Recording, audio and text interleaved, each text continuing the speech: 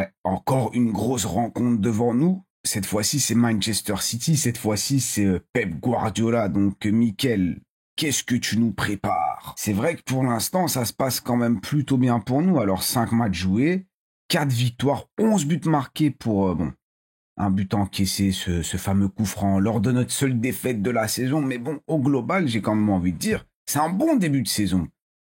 Par contre, bon, face à nous, là, on n'a pas n'importe qui. Alors, c'est vrai qu'ils sont pas dans la meilleure forme. C'est vrai. Ils ont déjà 2 défaites en Première Ligue face à Tottenham 2-0 et puis Brighton 2-1. Là, ils sont quand même sur 2 matchs de victoire. Après, évidemment, c'est 2 matchs à prendre avec des petites pincettes. Bon, Manchester United 3-0. Manchester United de Ruben Amorim, d'ailleurs, qu'on a battu dans notre premier match. Hein. Ils étaient pas si mal. Ils ont bien joué. Bon, au final, le Calafiori, le coup franc, non, c'est un corner. Le corner, Baïndir, merci à toi. Et puis plus récemment, cette victoire 2-0 face au Napoli en Ligue des Champions a précisé quand même que, bon, au bout de la 20e minute de jeu, carton rouge. Donc ils ont joué à 10 contre 11. C'était beaucoup plus simple. Le Napoli d'ailleurs, ils ont tiré qu'une seule fois sur l'ensemble du match. Totalement dominé, ils ont à peine touché la balle. En même temps, bon, c'était un match à l'Etihad, 10 contre 11. Là d'ailleurs, c'était le retour de Kevin De Bruyne. Il est sorti bon, pour compenser le carton rouge. Hein. Du coup, il a joué que 25 minutes et il est parti se rasseoir. Ouais. C'était pas le meilleur soir pour être un fan du Napoli et Manchester City, même si quand même actuellement ils sont dans une petite difficulté. Voilà, c'est pas la meilleure équipe, c'est pas la meilleure version de City qu'on ait vue, mais on a l'impression quand même que ça revient. À l'image d'un Haaland qui remarque, qui est déjà un peu plus efficace. Foden aussi, pendant très longtemps, il était blessé, pas en forme, il jouait pas trop. Là, quand même, il te fait une petite pichenette, très très belle passe pour Haaland, et bon, on le sent. Il revient, attention. Reinders au milieu de terrain, tous les fans du Milan nous l'ont survendu, et en vrai, on commence à comprendre pourquoi. T'as évidemment Jérémy Doku, bon, il y a quelques blessés, Ryan Cherki, t'as Marmouche qui sera pas là. Doku, quand même, on sait qu'il est capable de faire la différence. En plus, il te met quand même un très très beau but face à Naples. Évidemment, Rodri qui est revenu, les Ruben Diaz, Gvardiol, on connaît, t'as Kuzanov. Et bon, au goal, il y a un nouvel individu qui est arrivé et bon, ça va pas nous plaire. C'est Donnarumma qui a l'air quand même très très en forme sur ce début de saison. On s'est laissé la saison dernière en demi-finale de Ligue des Champions. J'ai pas envie de revenir à ça. J'ai pas envie de remuer le couteau. Ça fait encore mal. Il nous a privés de cette Ligue des Champions. Elle était à nous normalement. Mais non, parce qu'il était là. Ah, il a tout fait. Tout ce qu'il fallait, il l'a fait. Donc lui aussi, ça peut être un élément central dans ce match. Et un petit avis pour nos joueurs. Vous voyez, quand vous tirez au but, ça s'appelle une occasion. En vrai, marquez. Parce que peut-être que vous en aurez pas beaucoup. Surtout avec ce monsieur dans les buts. Donc ça a beau ne pas être le grand Manchester City de l'époque. Bon, il y a quelques mois, quelques saisons, on se comprend. Mais quand même, vous savez, il suffit d'un match pour relancer la machine. Si ça se trouve, ce sera ça. Après, on a quand même cet avantage du terrain. Ça se jouera à l'Emirates. Vous savez, Arteta, les matchs extérieurs, là au moins, normalement, on n'aurait pas ce problème. Quoique, parce que bon, ça, on peut aussi en parler. Arteta, Guardiola, le maître, le master face à son disciple, qui au final l'a trahi parce qu'il est allé voir ailleurs. Ah ouais, il a été traumatisé par les matchs face à Klopp, face à Guardiola. Il est devenu très pragmatique. Un peu plus en tout cas que Pep Guardiola. Donc bon, je me pose vraiment la question de comment est-ce qu'on va approcher ce match. Est-ce que comme on est à domicile, on va y aller un peu plus, voilà, comme face à Nottingham Forest, tout en restant solide évidemment défensivement, ça change pas. Mais bon, ce serait bien d'avoir des occasions, d'être peut-être rapide dans le jeu. Et à l'inverse, je me pose aussi la question de comment va jouer Manchester City. Ça, c'est une bonne question. Et vous savez, Mikel, on en a déjà un peu parlé, il est un peu traumatisé justement par ces matchs face à Liverpool, face à Manchester City. Et ça se trouve, vraiment, on va y aller en mode béton. On verra bien. En tout cas, j'ai parlé de l'avantage par rapport au terrain. Et on a cet avantage aussi de ne pas avoir perdu depuis déjà un bon bout de temps face à Manchester City. Si mes comptes sont bons, ça fait quand même 5 matchs sans défaite, dont ce dernier match, cette dernière rencontre à domicile où on a gagné 5-1. Ah, sacrée bonne époque. Bon, le match d'avant, si je me trompe pas, c'était le fameux carton rouge de Leandro Trossard où il avait dégagé le ballon, deuxième carton jaune.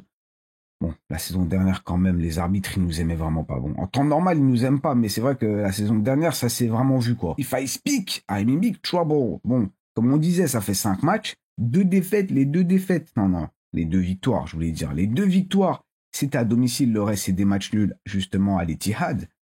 Mais ouais, peut-être que c'est de bon augure.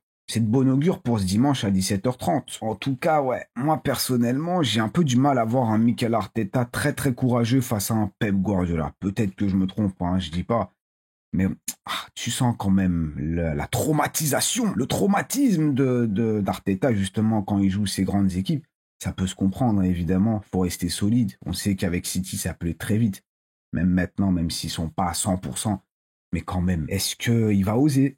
Est-ce qu'il va oser? Telle est la question et je suis pas certain. Connaissant notre Mikel, on le connaît. Ça fait déjà un petit moment qu'il est là. Ouais, quelques saisons, hein, vite fait. Mais j'ai un peu du mal à y croire. J'ai un peu peur de City, j'ai l'impression qu'ils sont en train de guérir. Mais nous sommes à domicile, j'ai confiance. Confiance, ouais, comme toujours, faut avoir confiance. Par exemple, vraiment un exemple qui sort de ma tête. Tu vas à Anfield pour affronter Liverpool et tu bétonnes ton milieu de terrain. Là, tu montres que t'as pas trop de confiance. Que peut-être que tu reconnais un peu trop la puissance de Liverpool, de ton adversaire, alors qu'en vrai, il y avait de la place. Mais non, nous, c'est pas notre genre. Nous, on a confiance. Surtout, comme tu as dit, on est à domicile. Donc, bon, faut quand même faire le taf. Mais tu as totalement raison.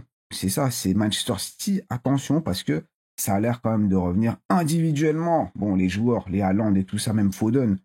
Vous savez, hein, à un moment donné, c'était le meilleur joueur de l'année. Puis, il a disparu. Et là, on dirait qu'il est de retour. Donc, attention, évidemment. Et collectivement, on sait que City, ça peut aller très, très vite. Surtout dans un match comme ça, face à Arsenal.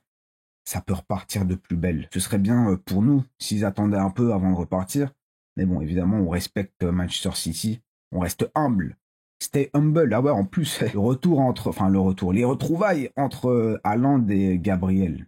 Ah, ça va, ce castagné. Déjà, Gabriel, il n'en pouvait plus. C'est pour ça qu'il a mis un coup de boule à Gyökeres. Eh ben ouais, vous pensez quoi? Je pense que face à City, on voudra gagner. Il fera jouer Nwaneri ou Martinelli. Et là, on va commencer petit à petit à parler de notre 11. Alors oui, c'est sûr qu'on va vouloir gagner quand même, j'ose espérer. Maintenant, est-ce qu'il va faire jouer un Ethan Nwaneri alors que Ethan Nwaneri n'a pas joué, par exemple, en Ligue des Champions? Face à Liverpool, je crois non plus, il n'est même pas monté. Enfin, il n'est pas rentré sur le terrain. Par contre, Martinelli, j'y crois un peu plus. Et justement, c'est ça qui me fait peur. Je crains qu'ils mettent Martinelli titulaire pour jouer la défense. Par rapport au dernier débrief face à l'Athletic Bilbao, où on sait très bien notre héros Gabriel Martinelli est rentré et a fait le taf, on le remercie, hein, bien joué. Mais bon, est-ce qu'il n'y a pas un monde où il met un Martinelli titulaire? En se disant que bon, regardez ce qu'il a fait. Il a marqué, il a fait une passe D, il nous a sauvés en quelque sorte, et en plus de ça, il défend. La logique Arteta, vous pensez quoi? Et je me dis, honnêtement, il y a un monde où Eze, il commence sur le banc. Je sais pas si je délire, peut-être que moi aussi je suis traumatisé en quelque sorte, mais je le vois totalement faire ça, notre Arteta. Hein. Eze sur le banc, parce que évidemment, je vois pas Eze commencer en tant que numéro 10 dans l'axe, alors que jusqu'à présent, il a joué que sur le côté.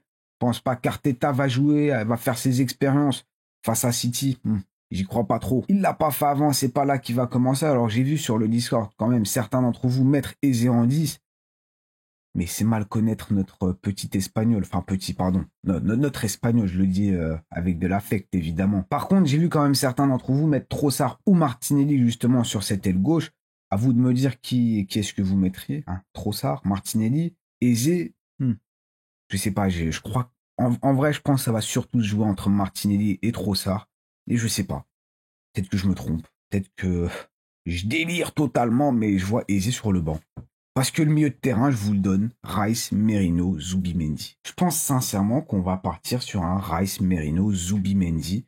Notre Mikel, vous savez très très bien, quand il trouve un petit subterfuge, il va le répéter. Merino en 9, ça a marché, je vais le répéter. Bon, c'est pas si mal, hein, mais vous comprenez l'idée. Arteta a réussi à nous berner en remplaçant de Odegaard, c'est pas Nwaneri, c'est Merino. Ah ouais, c'est exactement ça que je me dis. Ouais, je le vois venir. Dites-nous évidemment dans les commentaires ce que vous aimeriez voir et ce que vous pensez que notre cher Mikel va nous préparer. Et je pense que dans les deux cas, on est quand même tous d'accord. Avec évidemment à droite Madueke parce qu'il est quand même en forme. Gyökeres, ce serait bien le fameux duel. Gyökeres, Haaland, qui sera le vrai buteur scandinave?